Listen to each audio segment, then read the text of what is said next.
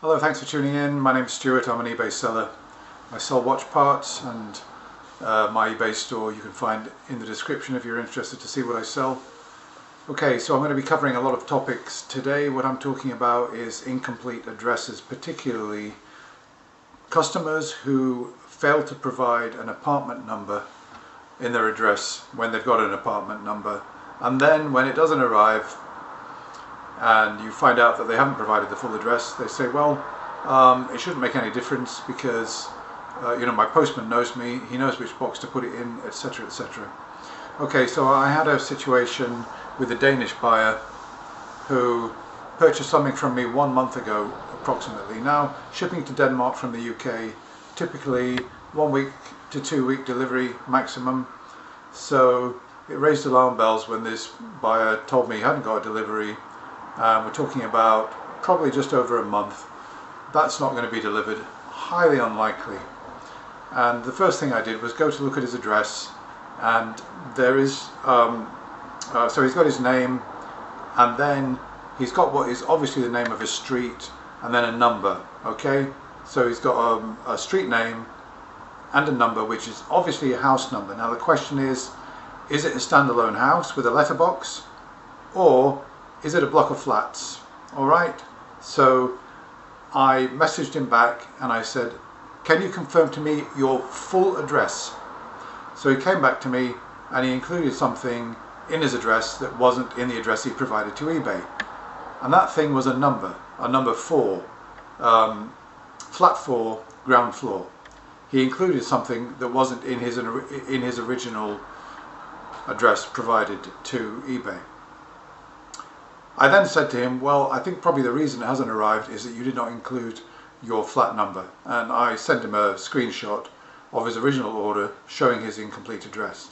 And he said, well, that doesn't matter because it will be delivered anyway. The system they've got is that the flat number is not required. And I said to him, well, how could that be? If you've got a block of flats and you're flat 4, if you don't need the flat number, how does he know where to post your item? He said, well, the name is enough. Really? Okay. So he sent me a picture of the mailboxes, an array of mailboxes sitting outside this block of flats. There's about maybe 60 mailboxes, black mailboxes, with the flat letterbox. And I kind of zoomed in and I couldn't see any flat numbers on any of those boxes, and I thought, this is weird. I mean, if you're a postman, you've got maybe say 10 out of 60 of those flats have got a delivery today. How do you know where to put the packets? And I asked him this question and he said it's by name. And I said to him, okay, well, I'd like to say, by the way, I didn't have a tracking number on this. I just sent it by standard raw mail service, and I knew that if he opens a case, because I haven't got a tracking number, I could well lose the case. So I'm sort of trying to find reasons not to send him a refund, because if he had put his flat number in, I think definitely that is lost. Something's gone wrong. Because there's no flat number, I thought that's most likely the reason it hasn't arrived.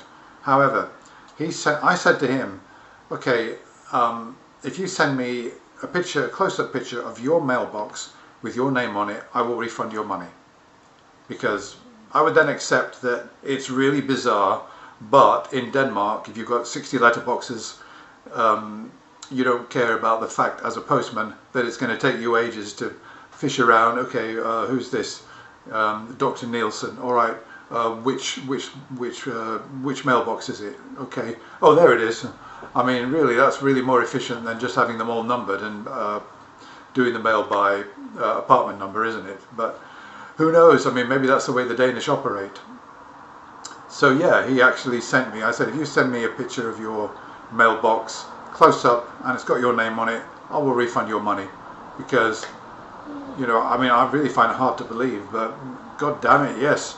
He sent me a picture of his mailbox, and it had his name on it. There was no flat number, and goodness, I mean, it's good to know these things, but yeah, there's no flat number on it.